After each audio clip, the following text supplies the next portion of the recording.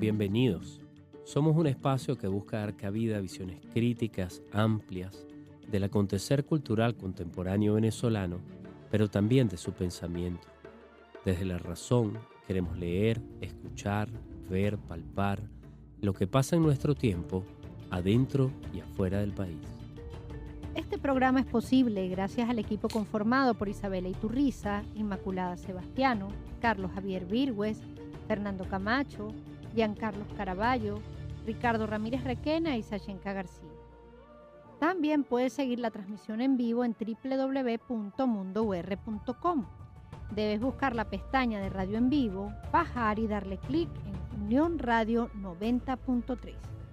Recuerda que nos puedes seguir en @MundoURWeb, @RadioEscuelaUR, @Sachenka76NX, @Macorol30NX, @Ricardo Ramírez Requena en Instagram y por supuesto en @Alfabeto del Mundo en Instagram. Abrazados por la producción musical de Adrián Van Burkom, estamos listos para comenzar otro episodio de Alfabeto del Mundo, deletrear lo que nos mueve. Hoy hablamos de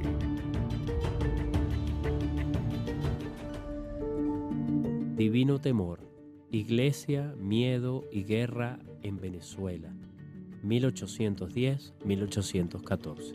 El estudio del siglo XIX venezolano tiene grandes trabajos que consultar. No son pocas las firmas reconocidas que han indagado en él, desde Uslar Pietri a Elías Pino Iturrieta, desde Inés Quintero a voces más contemporáneas. Es abundante el material recopilado por la Academia Nacional de la Historia, pero la historia tiene bisagras, perspectivas, documentos quizá no analizados por completo. Es desde ahí en donde Marín trabaja su libro, desde una perspectiva no vista en un momento determinado, como fue el lugar de la iglesia durante la emancipación, específicamente los años 1810 a 1814. Ahí hay mucha materia que cortar. El premio Rafael María Baral, auspiciado por la Academia Nacional de la Historia y la Fundación Bancaribe para la Ciencia y la Cultura, ha permitido la publicación y divulgación de destacados trabajos alrededor de nuestra historia, de una seriedad ejemplarizante, en cuanto a un planteamiento que tiene que invitarnos a reflexionar, la del lugar del ensayo histórico como una de las formas literarias más logradas en nuestra tradición. En ello, la Academia ha continuado brillando. Sobre el trabajo de Marín conversaremos el día de hoy. lo que piensa Ricardo.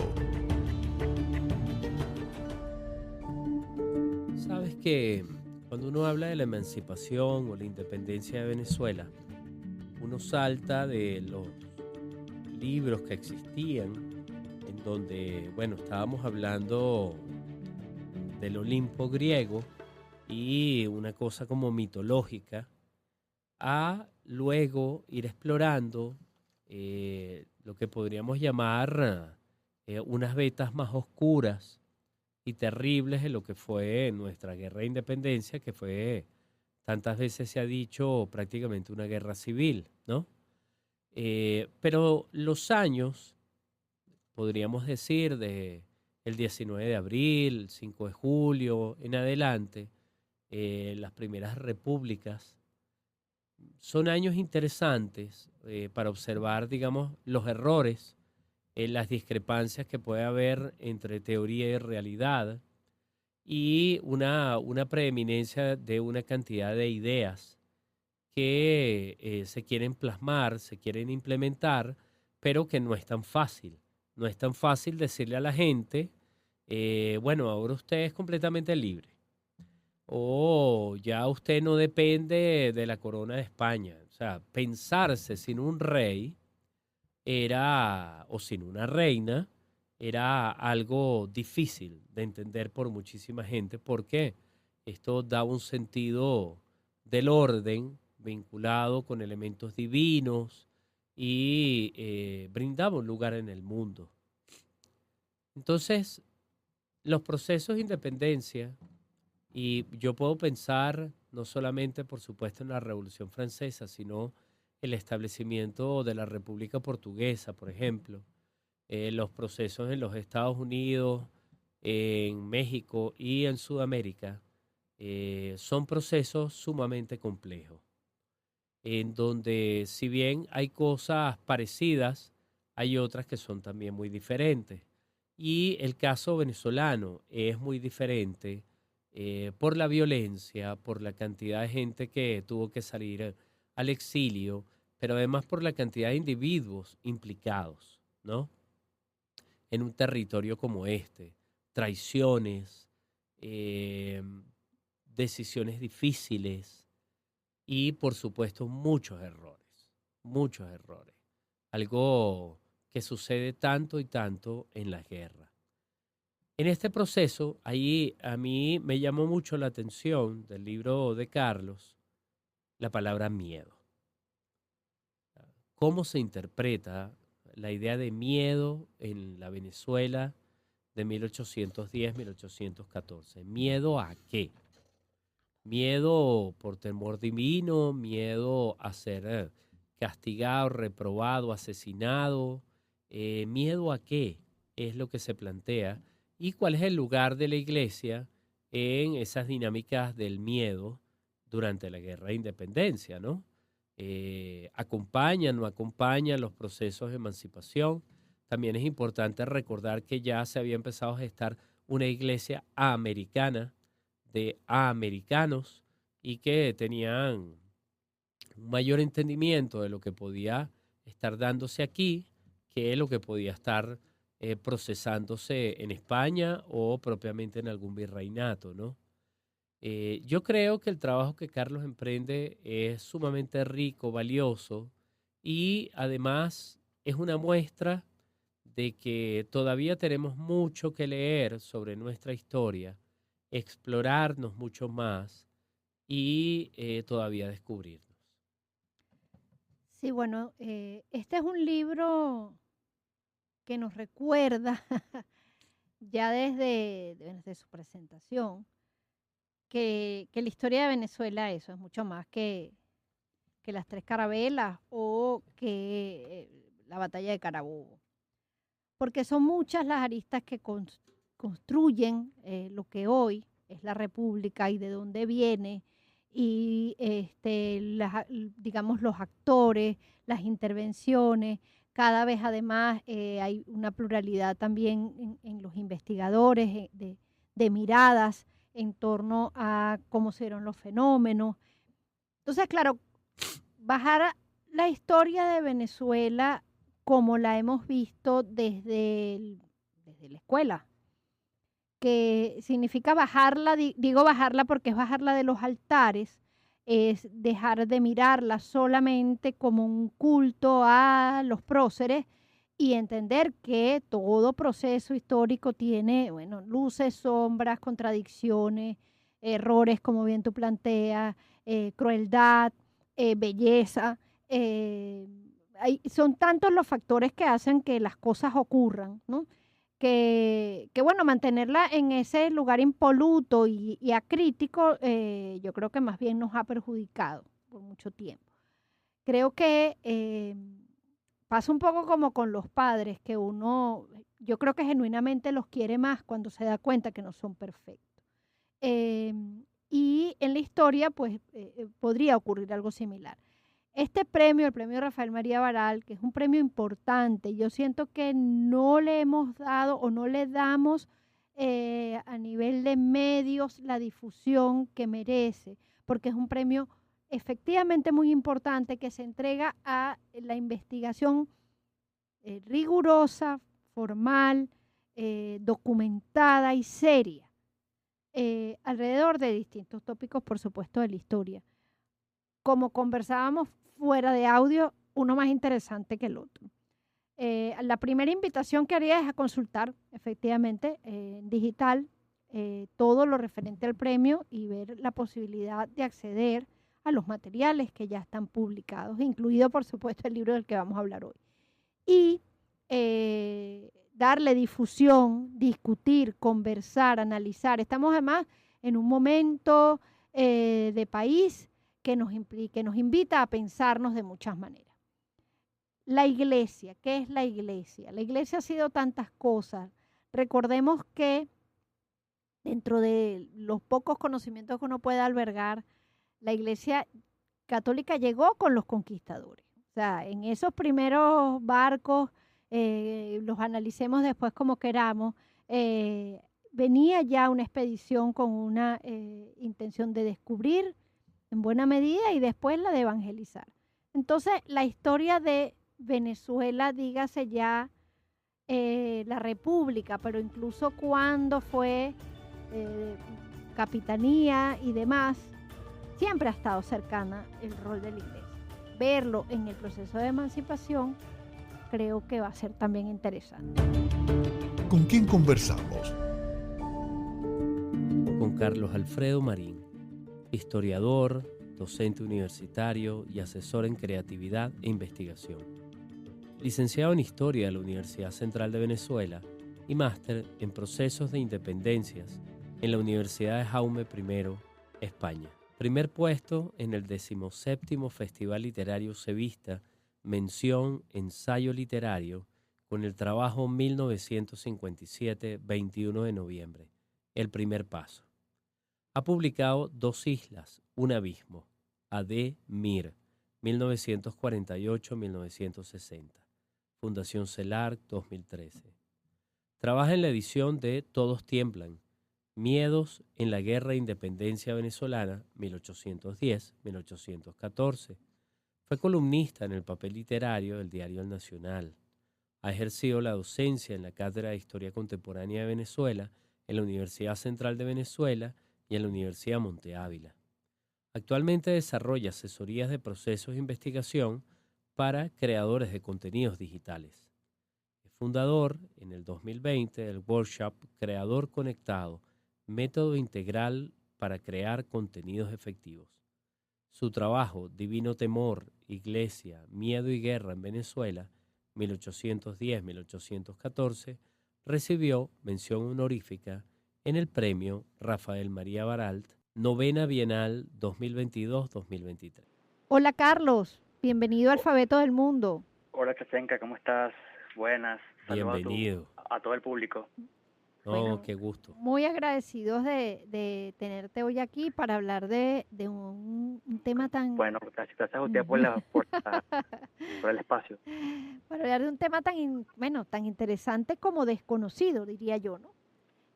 Fíjate, yo voy a comenzar como a preguntarte por aquí. En la reflexión de entrada al programa justamente estaba conversando sobre eso. La Iglesia Católica ha jugado un papel muy relevante, con luces y sombras en la historia, al menos de Occidente. Sí. Pero ha sido muy especial también en la conquista y la colonización de lo que hoy es América Latina. Sí. ¿Por qué es importante conocer su papel en este periodo particular de nuestra historia, que es justamente el proceso y el periodo entre 1810 y 1814? Bueno, fíjate, la Iglesia, como tú bien lo acabas de decir, tiene un papel fundamental porque gracias a ella y a su labor, pero fue una labor titánica de 3 siglos para echar unas bases culturales, incluso sociales, económicas, ¿no? O sea, para entablar una visión de la monarquía, ¿no? De un proceso de colonización muy complicado, muy complejo, en 3 siglos. Y bueno, creo que son productos de ese trabajo inmenso que hicieron todos los que estuvieron al frente, misioneros, sacerdotes, obispos. Fue una labor inmensa, ¿no? Titánica, repito, fue somos productos de esa gran labor que está inclusive reflejada en las obras de los obispos, ¿no? Por ejemplo, incluso los cronistas echan el cuento de todo lo que significó ir a un espacio desconocido, ¿no? Además geográficamente inhóspito, y confiar en un trabajo misionero, ¿no? Y llevar no solamente la fe, ¿no? Sino las letras, por ejemplo, ¿no? O sea, hay un papel pedagógico enorme y un papel cultural también, ¿no? Es decir, de nuevos hábitos en torno, digamos, a Occidente, por supuesto, pero claro. Un papel increíblemente importante que aún seguimos en eso, ¿no? Es decir, gracias a ese papel de la iglesia, somos lo que somos hoy, ¿no? Ujú. Entonces, ¿te parece que lo que pasa es que fíjate por qué viene mi reflexión? Cuando uno asocia la iglesia, entendiéndola como digo, como buena parte civilizatoria, que es lo que nos estás diciendo, ¿no? De lo que fue Sí, constituirnos como, bueno, como una colonia en primer lugar, pero como una parte de un reino, se puede decir, o como hija de un reino sí, occidental, ujú, implicó, por supuesto, el cambio a nivel de creencias culturales, de modos, de formas de relación. sí, Entonces uno asocia, a ver, lo digo desde una persona que no es formada especialmente en historia, pero que sí se leyó las crónicas de Indias y todo eso con devoción, debo decirlo. qué Em, bueno, Uno asocia a la iglesia siempre en función de la monarquía, ¿no? En función de sí, España, en función del reino y de lo que el reino, bueno, representaba, porque ellos vinieron en representación del reino y en representación de Dios. Entonces, porque en cuando, ¿cómo es? Cuando se revela esta gente y dice, bueno, ya no más rey, o no más España. sí, un conflicto enorme porque digamos, eran 3 siglos de vida colonial, ¿no? En términos de, digamos, en torno a la iglesia, ¿no? Y a toda su liturgia, ¿no? Entonces, Sí. cuando ya llega el año 1810, Ujú. las cosas empiezan digamos, a entrar en crisis, ¿no? Ajá. Entonces, claro, los criollos mantuanos no dejaban de creer en Dios, Ujú. ni con los pájaros, ni o sea, todo quedaba igual, pero se hizo una mudanza de creencias progresiva, ¿ok? Ujú. Y que significa entonces digamos, una etapa de reacomodo de creencias, ¿no? En términos a Dios, en términos a la iglesia, ¿ok? Y todas estas ideas ilustradas, liberales que estaban llegando, ¿no? Ajá. A partir del año 10, empiezan como que a cuestionar, ¿no? El papel protagónico de la iglesia. Entonces, ya no era, o sea, ya entra en contradicción, ¿no? Ese papel, digamos, rector Ah, social, ¿no? Como lo que de hecho era la iglesia, ujú. entra cuando ya se crea el Congreso y tal, y hay esos debates que se abren allí y todo lo que pasó después, eh, entramos en una etapa de cuestionamiento, ¿ok? Ok, De todo lo que había sido el papel de la iglesia ok, y además en la familia, ¿no? Y en la sociedad. claro. Y esa etapa, digamos, de la guerra de dependencia, la iglesia defiende lo suyo, ¿no? O sea, defiende lo que por 3 siglos había sido un poder intachable, ¿no? Intacto, Ajá. sagrado. Entonces, ya en la guerra eso empieza a tambalearse, ¿no? Entonces, ya el Dios se va volteando de un partido a otro y ahí se entra en una especie de conflicto, ¿no? Un conflicto ideológico, cultural y social, por supuesto. Así. Ok. Ahora, Carlos, por qué el afán historiográfico alrededor de ese periodo de nuestra historia? O sea, ¿no se supone que ya ha sido ampliamente explorado? O sea, ¿qué más tiene que decirnos? Y eh, ¿qué te hizo escoger al miedo como un elemento exploratorio en términos, digamos, conceptuales de un periodo determinado? Fíjate, yo hice un taller muy bueno de autobiografía con Ricardo Ramírez y él dice allí en ese curso, bueno, ese taller pues, que es increíblemente bueno, que todo trabajo es parte de ti, pues, ¿no? Es tu biografía, ¿no? Y hay una especie de reflejo, ¿no? Y yo ciertamente en el 2011, leyendo los memoriales del obispo Cole y Pratt, me di cuenta que en mi infancia había sido el miedo fundamental, ¿no? O sea, en mi crianza con mis tíos, con mis tías, en Guárico, en Maracay, por ejemplo, siempre los cuentos del terror habían sido parte de la crianza, ¿no? O sea, todo era amenaza, todo era miedo, ¿no? Es decir, si no comes, te sale tal cosa.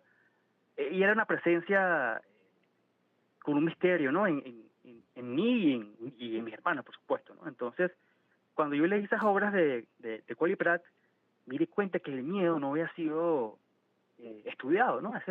¿Por qué el miedo no había sido estudiado por mis colegas, ¿no? Entonces, era tenerle ese miedo al miedo, ¿no? O sea, mis colegas hasta ahora habían tocado el miedo muy por encima, ¿no? O sea, es decir, como algo lógico, como algo que se da como un mero hecho, ¿no? Es decir, que ha acompañado a las personas, a la sociedad, y hasta ahí, ¿no? O sea, no había un estudio pormenorizado de las creencias, de la cultura, y bueno, me di de esa fecha de sacar la labor de ir al archivo y sacar, ¿no? Revisar inclusive la labor de los obispos en la colonia.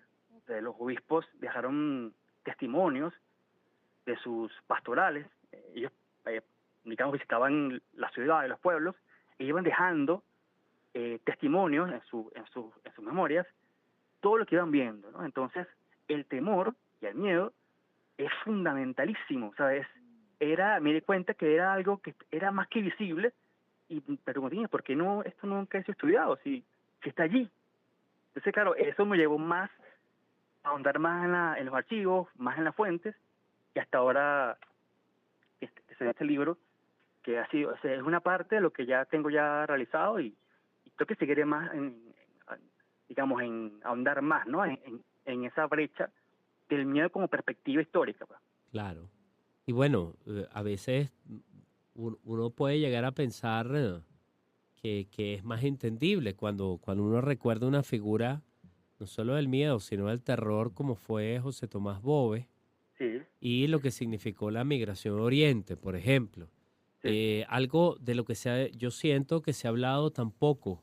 O sea, yo siento que eso debería de formar un momento fundamental de nuestra historia. Sí. Lo que ese proceso tan terrible que llegamos a vivir entre nosotros mismos como un gran aprendizaje, ¿no? Y cómo ese miedo, pues, hizo que tanta gente se desplazara, dejara todo y tantas otras cosas, ¿no? Y el miedo, Ricardo y Sachenka, el miedo permea todo. Es decir, en las fuentes y en el archivo, el miedo está presente tanto en el bando republicano y el bando realista. O sea, y tú ves la mudanza, ¿no?, de opinión que se hace. Por ejemplo, las viudas que digamos que pierden a sus esposos en la guerra, entonces declaran alguna cosa ante las autoridades para recibir un favor, por ejemplo, ¿no?, una pensión.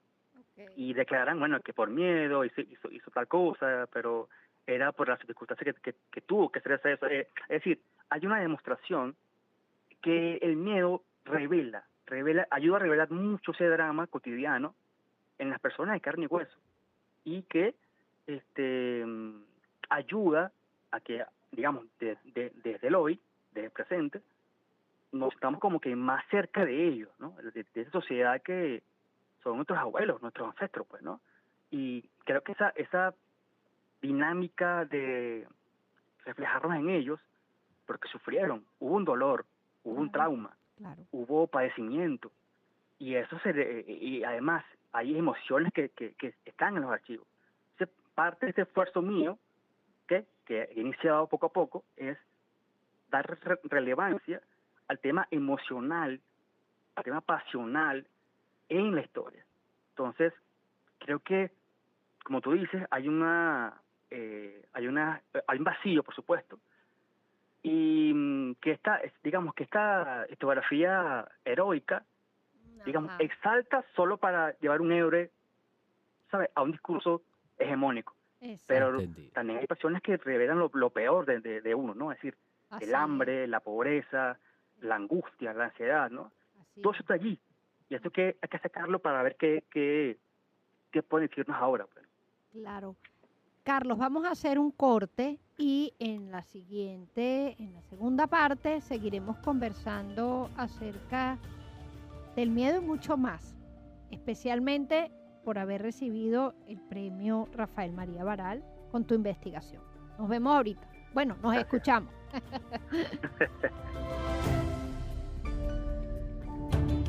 ¿De qué hablamos cuando hablamos de Divino Temor, Iglesia, Miedo y Guerra en Venezuela, 1810-1814? con quién conversamos?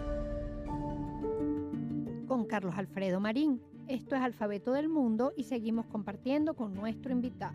Aquí estamos de vuelta en Alfabeto del Mundo con Carlos Marín. Estamos aquí además súper, ¿cómo diríamos? Inspirados en el miedo y en todo lo que el miedo puede, digamos, detonar como además como una emoción tan primaria, ¿no?, del humano en distintos momentos, bueno, en la vida toda, pero también en distintos momentos históricos, ¿no?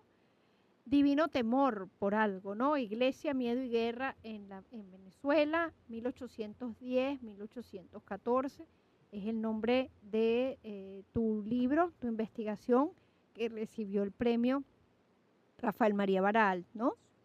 Sí. Bueno, fíjate, cuando uno vive en este país, como tú, en este país, uno no puede evitar preguntarse qué dificultades enfrentaste durante el proceso de investigación. ¿Por qué?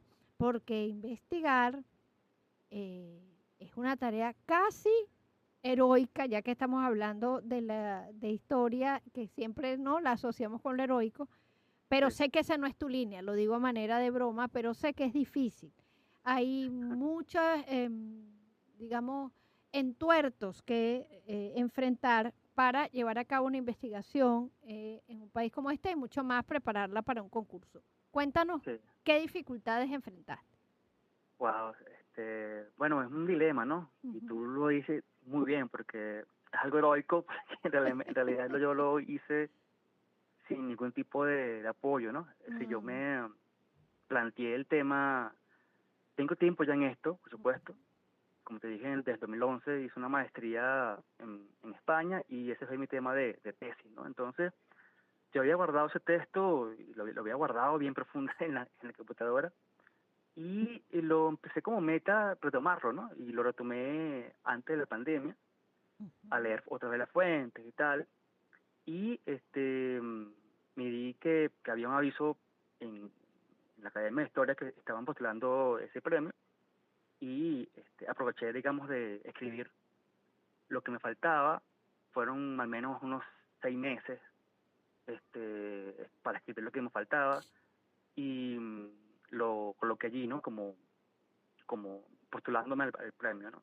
Sin embargo, repito, la labor de uno como investigador en Venezuela es muy difícil, ¿no? Sí. Uno saca horas para dedicársela a eso, al menos una vez por semana, ¿no? El ideal de uno como amante de la investigación histórica es ir al archivo, ¿no? Claro. Y darle lo que se llaman horas, ¿no? Horas de archivo para sentarse a investigar y a revisar y a escribir, ¿no?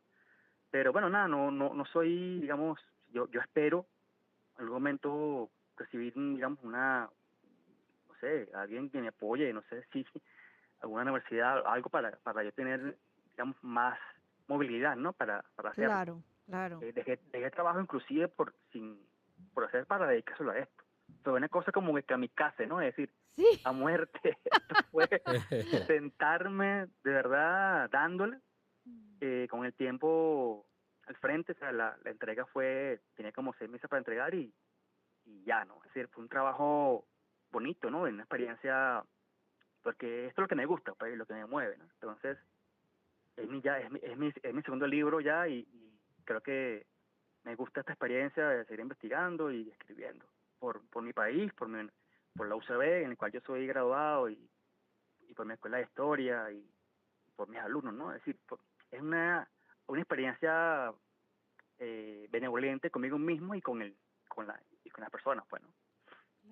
Lo cual no significa, por supuesto, que no apelemos a que también pronto y de nuevo y ojalá en un país como el nuestro la investigación también reciba financiamiento. Así es. Exactamente, claro, como debe ser. Ahora, Carlos, véndeme el libro. Es decir, yo quiero que tú me digas cuál fue la posición de la iglesia entre 1810 y 1814 con respecto al proceso de la emancipación. Y que tiene que ver con el tema del miedo, es el temor de Dios, el que Sí, interviene y se utiliza para que la gente, digamos, se quede tranquila o como una manera de estimular lo que podría haber sido el proceso de emancipación. O sea, no es cualquier cosa sí, la que se proponían las personas en ese tiempo, en ese periodo. O sea, estamos hablando de cismas, ¿no? Estamos hablando de cambios de conciencia, sí, de formas, más allá de formas de pensamiento, ¿no? sí. Háblame un poco del libro. Bueno, nada, Ricardo, el libro en sí es una demostración del poder de la iglesia, un poder que no era nada, es decir, no era nada nuevo. Es decir, la gente cree que lo del terremoto del año 12 fue una muestra de un juego maquiavélico de los curas que estaban, digamos, manipulando, ¿no? Ujú. Pero no era nada, o sea, no era nada nuevo, ya lo habían hecho en la colonia por 3 siglos, ¿sabes? Era un aparato de dominio muy fuerte Ajá. que estaba acendrado en la gente, ¿ok? La gente vigilaba quién se confesaba, además los curas, digamos, apoyaban el espionaje familiar, es decir, en los vecinos, ¿ok? Mm. Con quién estás casado, si cumples con el matrimonio de forma correcta, si te confiesas regularmente. Es decir, había una cultura del control, ¿ok? Y esto, cuando entra en la guerra, se dispara a mil. O sea, una Mm. violencia enorme y bueno, en la cual Colly Perat, que era el arzobispo de Caracas para la época, saca todas esas armas y las pone en la mesa. Mira, esta es la iglesia, esto soy yo, este es mi equipo de trabajo, ¿ok? Y así vamos a actuar para defender al rey y la monarquía. Más nada. ¿Ok?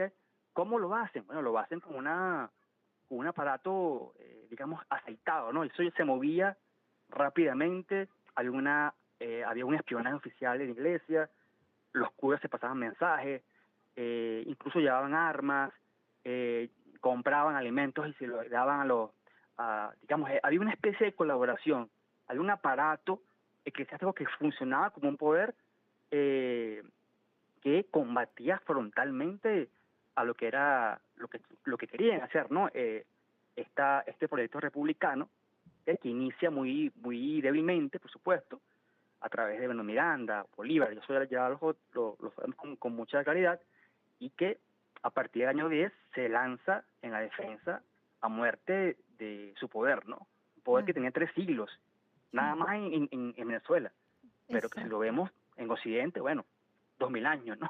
Entonces funcionaba con mucha facilidad, y además, Ricardo, algo importantísimo, o sea, ¿por qué el temor?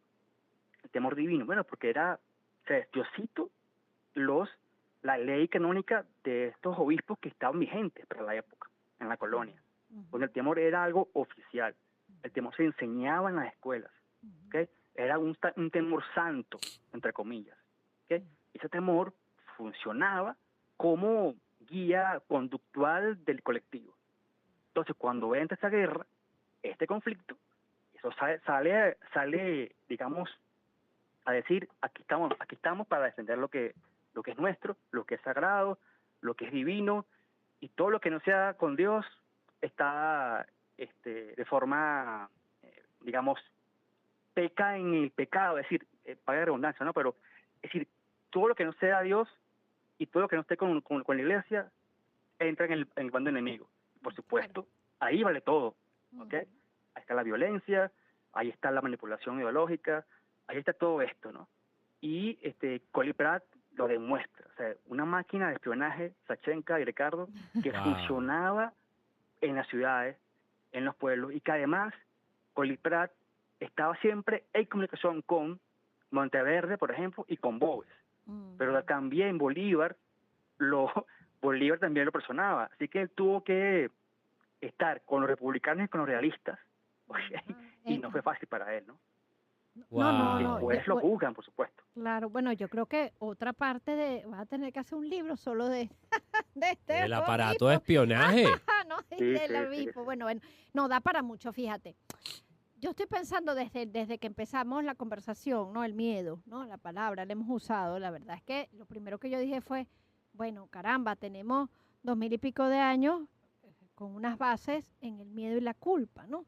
Sí. Yo sí creo efectivamente que la iglesia se ha, se ha pensado a sí misma de otra manera. ¿M? Y en esas reformas de mirarse a sí mismo, ya no como un espacio de miedo, sino como un espacio de encuentro, bueno, Ujú. ha corrido mucha agua, ¿no? Sí. Esta es la realidad, de ahí se viene, y el poder venía de allí, el poder que quiere imponerse generalmente lo hace a través del miedo. Claro. Imposible sino que la hacienda de Doña Bárbara no se llamara el miedo, ¿no? Que era la que Sí. había robado además a todos los demás. Exactamente. Entonces, claro, uno tiene sentido en eso de, digamos, mantener el poder en el que al que ellos pertenecían, en el que ellos creían.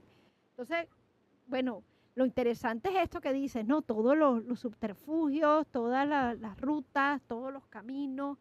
Em, entonces, tomando en cuenta todo lo que hemos ido comentando, yo me pregunto, pensando en la historia también como un espacio para mirar en el pasado lo que el presente nos invita también a reflexionar. Eh, ¿El Estado venezolano es laico? Pregunto, ¿el Estado venezolano es laico? Mira, desde esa fecha hasta finales del siglo XIX, que como Blanco hizo digamos, una movida de mata en torno a eso, con la reforma de la iglesia, Mm, yo creo que, digamos, hemos mudado un poco nuestra relación con Dios, ¿no? Y con la iglesia, ¿no? ujú, Pero ha sido, bueno, es un proceso igual de la modernidad, ¿no?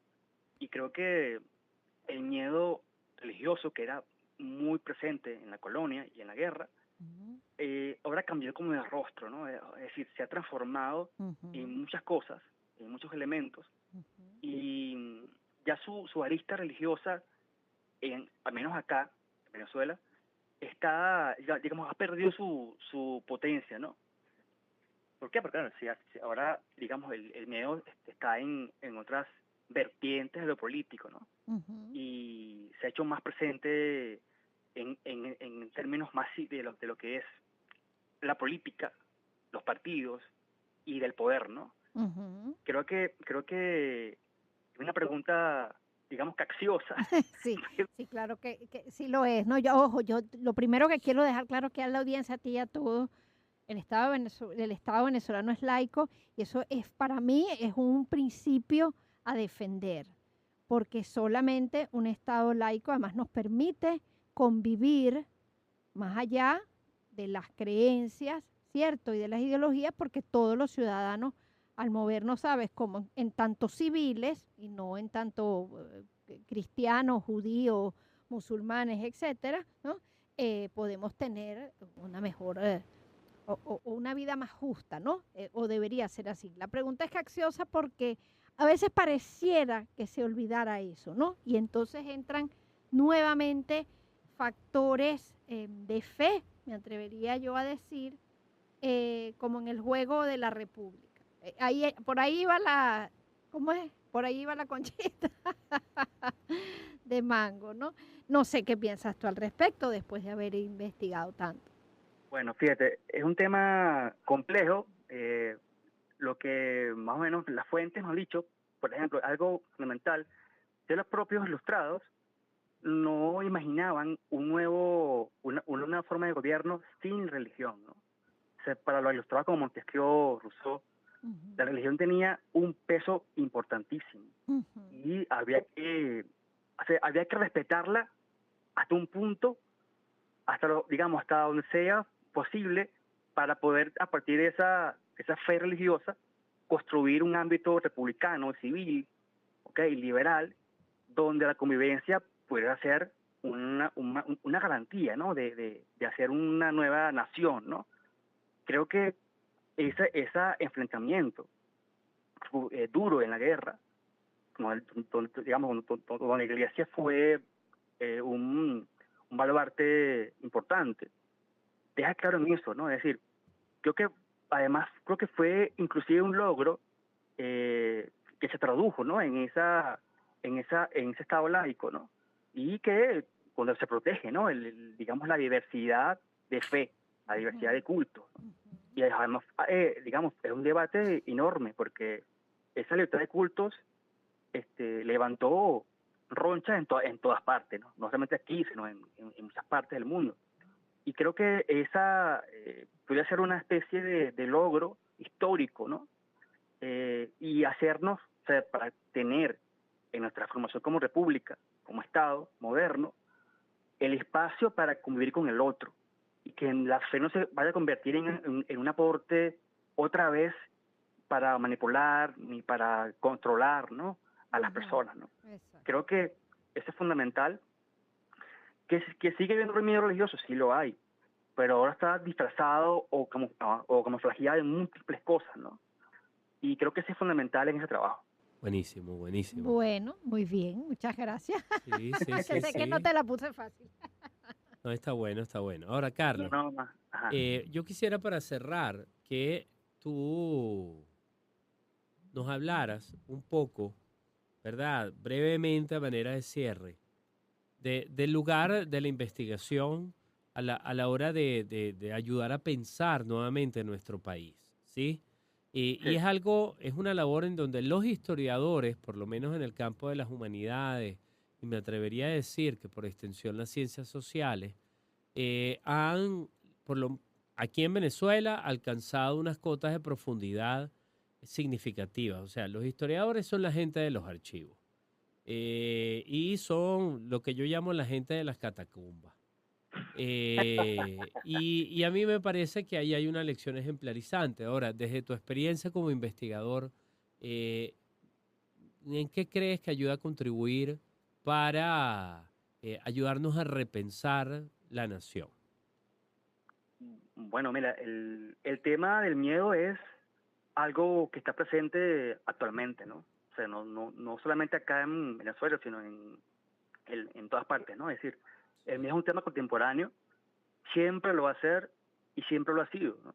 Sí. Y creo que el miedo desde el poder, o el poder del miedo, en ambos casos, es un tema que nos ayuda a comprendernos, que nos ayuda a entender que a pesar de él, hemos actuado en un pasado, ¿no? Hemos cambiado, hemos fraguado una forma, a pesar de los temores, de las ideas, de las creencias que nos han limitado, ¿no? Y queda mucho por hacer, ¿no? Por supuesto, en mi línea digamos, de búsqueda, ¿no? De que lo que es el miedo social, el miedo colectivo, tengo muchas cosas que hacer, ¿no? Por ejemplo, como proyecto futuro, darle, digamos, dedicarme a estudiar el miedo republicano, es decir, el miedo en ese proyecto que se fundó en el año 10, el año 11, ¿no? Y que necesitó bastante fuerza para que pudiera cuajar, ¿no? Exacto. Y allí el miedo funcionó como fuerza colectiva que ayudó a combatir al enemigo, en este caso, entre comillas, a los realistas, y que ayudó a darle forma a lo que somos ahora, pues, ¿no? Como nación, ¿no? Es decir, me toca seguir adelante con el tema y seguir aportando esta visión que no es muy trabajada en mi área de estudio, y seguir en el archivo, seguir dándole este grano de arena a esta fotografía que estamos haciendo ahora, pues, ¿no? Magnífico. Bueno, yo lo que te voy a pedir, Carlos, es que cuando también, si la vida lo permite, esa investigación la hagas, vuelvas a venir al Alfabeto del Mundo y hablemos de esa otra cara del miedo que no por, bueno, medio laica es menos peligrosa. Claro, pero piensa tú, por ejemplo, Sachenka, en el miedo de Miranda, Sí. en el miedo de Bolívar, por ejemplo. Claro, Bolívar, Dios. digamos, desconfiaba muchísimo de la democracia, desconfiaba Sí. muchísimo Claro. de los partidos. Entonces, Sí. el miedo al caos, el miedo a la anarquía en el siglo XIX es un temazo. Claro. ¿Okay?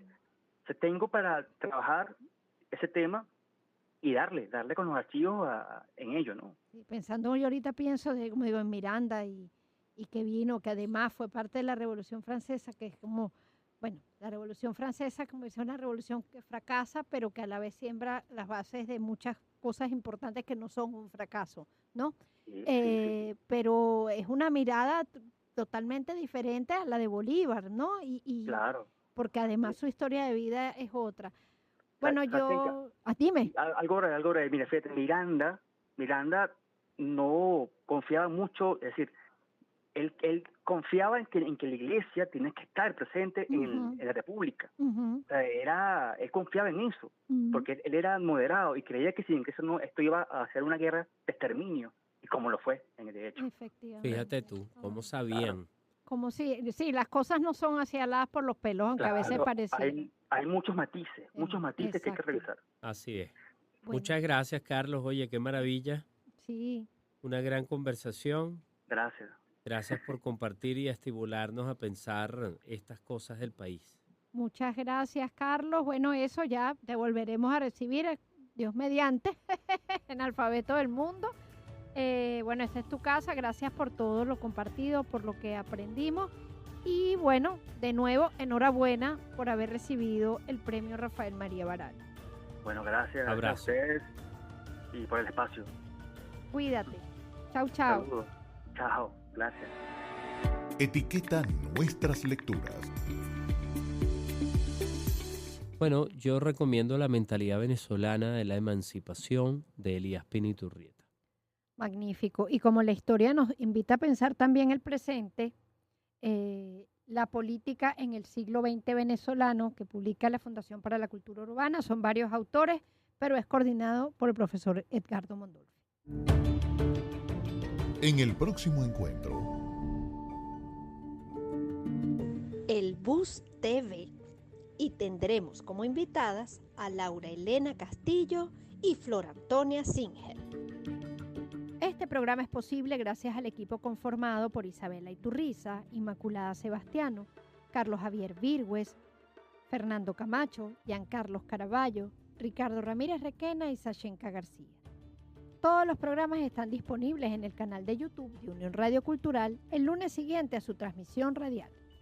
Recuerda que nos puedes seguir en @MundoURWeb, @RadioEscuelaUR, @Sachenka76NX, @Macrol30NX, @Ricardo Ramírez Requena en Instagram y en la cuenta del programa @Alfabeto del Mundo en Instagram. Somos Unión Radio Cultural y la Radio Escuela de Unión Radio.